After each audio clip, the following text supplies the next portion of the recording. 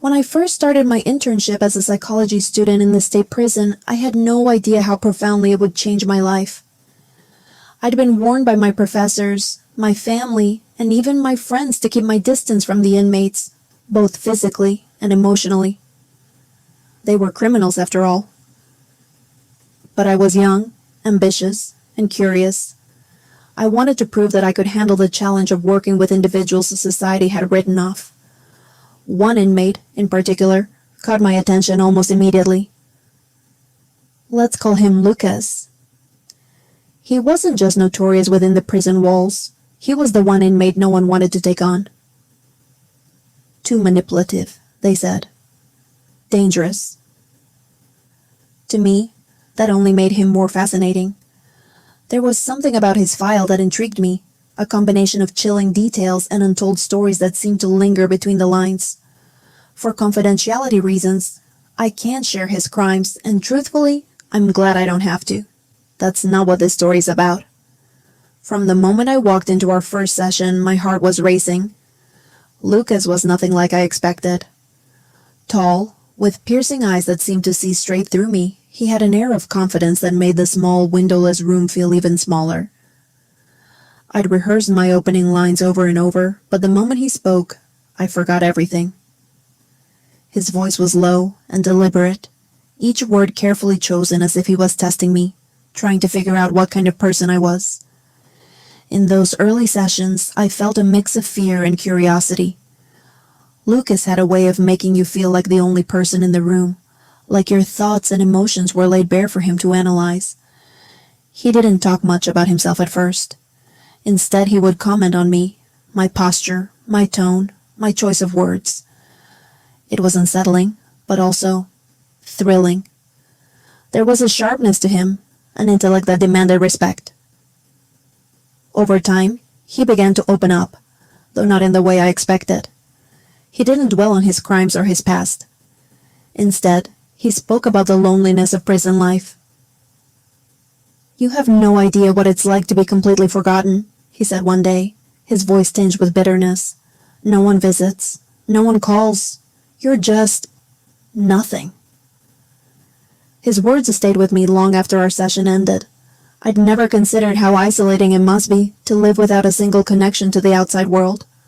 For Lucas, I was his only link to humanity, and that realization hit me harder than I expected. At first, I tried to maintain professional boundaries. I reminded myself that I was there to help him, not to get emotionally involved. But Lucas had a way of breaking down walls. He'd talk about how much he missed the little things, the scent of perfume on a woman's skin, the feeling of fingers brushing against his, the sound of laughter shared over a meal. His descriptions were so vivid that I found myself imagining what those moments must have been like for him. And then, inevitably, I started imagining them with him. I knew it was wrong, but I couldn't help myself. There was something magnetic about Lucas, something that drew me to him despite my better judgment. The way he looked at me during our sessions, intense, unflinching, as if he could see straight into my soul, made my pulse quicken. And then there were his hands. I'd never paid much attention to a man's hands before, but Lucas's were different, strong, yet surprisingly gentle. I couldn't stop imagining what those hands could do, how they might feel against my skin.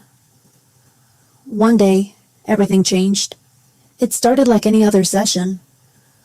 Lucas was quieter than usual, his eyes darker, more thoughtful. "You know," he said after a long pause, "you're the only person who's ever really listened to me. Everyone else just sees a monster, but you see something more." I tried to respond, but my throat felt tight.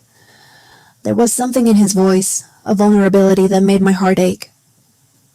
Before I knew it, the words tumbled out of my mouth. "You're not a monster." The room seemed to grow smaller in that moment. Lucas leaned forward, his gaze locking onto mine. "Do you really believe that?" he asked. I nodded, unable to speak.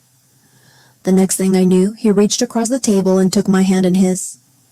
His touch sent a jolt through me, a mix of fear and desire that I couldn't explain. From that day on, our sessions took on a different tone. They weren't just about therapy anymore. They were about us. I started looking forward to our meetings in a way I knew I shouldn't. I began to notice little things about him that I hadn't before.